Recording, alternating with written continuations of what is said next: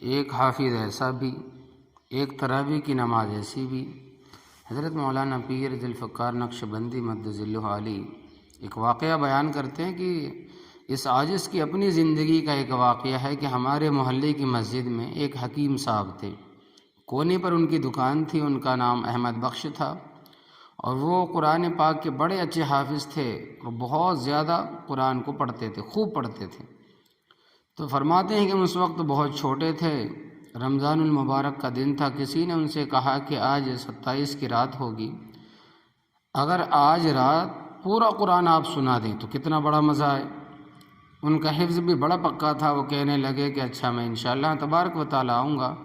مسجد کوثر میں ان کو سنانا تھا۔ اس وقت فرماتے ہیں کہ پیر صاحب کی جو عمر تھی وہ 9 سال کی تھی۔ کہتے ہیں کہ میں وہاں پہنچ گیا، حافظ صاحب نے 2 رکعت کی نیت باندھ لی، انہوں نے ایک رکعت میں 29 پارے پڑھے، ماشاءاللہ۔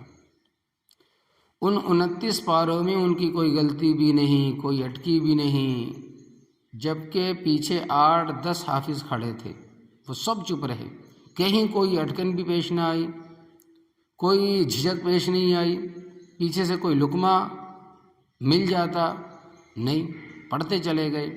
29 پاروں کے بعد میں انہوں نے رکوع کیا، پھر دوسری رکعت کے لیے کھڑے ہوئے، تو اللہ تبارک و تعالیٰ کی شان دیکھیے کہ انہوں نے آخری پارہ بھی کافی پڑھ لیا۔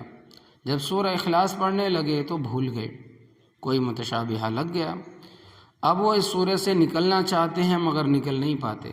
جب وہ 2-3 دفعہ اس کو لوٹایا اور آگے نہ نکل سکے تو اس وقت ایک غیر حافظ بندے نے، ایک بوڑھے شخص تھے جو حافظ نہیں تھے، انہوں نے لقمہ دیا اور حافظ صاحب نے غیر حافظ سے لقمہ لے کر سورہ اخلاص مکمل کی۔ تراویح کے بعد لوگ بڑے خوش تھے مگر قاری صاحب کو پسینہ آیا ہوا تھا۔ جب اٹھ کر جانے لگے تو کسی نے پوچھا کہ حضرت کیا بنا؟ کہنے لگے نہ پوچھ، 29 پارے پڑھ لیے تو بہت خوشی ہوئی۔ جب سورۃ اللہب پڑھ رہا تھا تو اس وقت دل میں خود پسندی آئی، خود پسندی کی کیفیت پیدا ہوئی کہ اس وقت میرے جیسا